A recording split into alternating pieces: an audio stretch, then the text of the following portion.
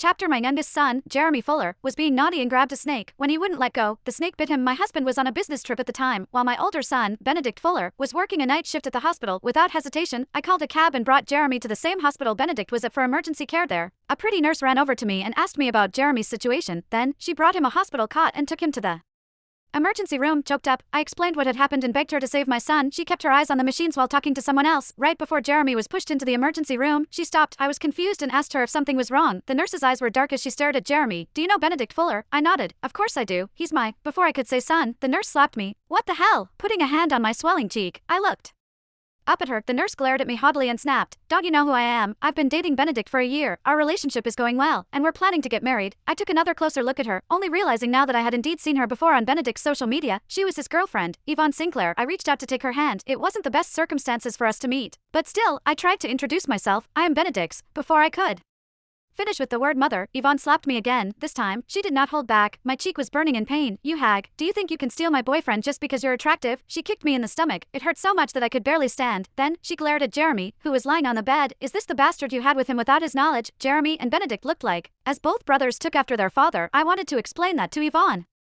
but she did not give me the chance. Looking at Jeremy's ashen face in disdain, she said slowly, "We have other patients who need urgent care now. You'll have to wait." Then, she left, taking the other nurses with her. My mind was buzzing, but I knew that Jeremy could not wait. Clumsily, I took out my phone to call Benedict. However, all I heard was beeping. Benedict did not pick up his phone. Jeremy's face was going gray now. I was panicking as I couldn't reach Benedict. Unable to help myself, I cursed under my breath. Unfortunately, Yvonne hadn't gone far at that point. She heard me and thought that I was cursing her. She turned around and strode over to me, face twisted in rage. She grabbed me by the hair. "Who are you calling?" "There was a car accident victim who needed emergency surgery. Benedict's still in the operating theater. Do you think he'll help you even if you call him?" She fished out a necklace hanging around her neck and waved it in my face. On it was a very familiar ruby pendant. "Benedict gave me this as a token of his love. He will marry me. He's not going to care about you just because you birthed him a bastard. I'll have you know that our relationship is stable." She pushed me to the ground, ripping my shirt open in the process and revealing the ruby pendant hanging around my neck. Yvonne's pupils contracted. Her anger intensified. "How did you get this ruby?" "It's a family heirloom." Chapter: The ruby pendant was our family's heirloom. There were two of these pendants. I gave Benedict one of them to give to his significant other. Jeremy would be getting the other one when he was older. In the meantime, I kept it for him. Clearly, Yvonne had gotten the wrong idea. She tore the necklace off my neck in hysterics. "You're a liar, Benedict Fuller. You told me you only loved me. How can you cheat on me with this old woman? I hate you. I hate you. My heart hurts. But I still can't stop myself from loving you," she muttered to herself in madness. Then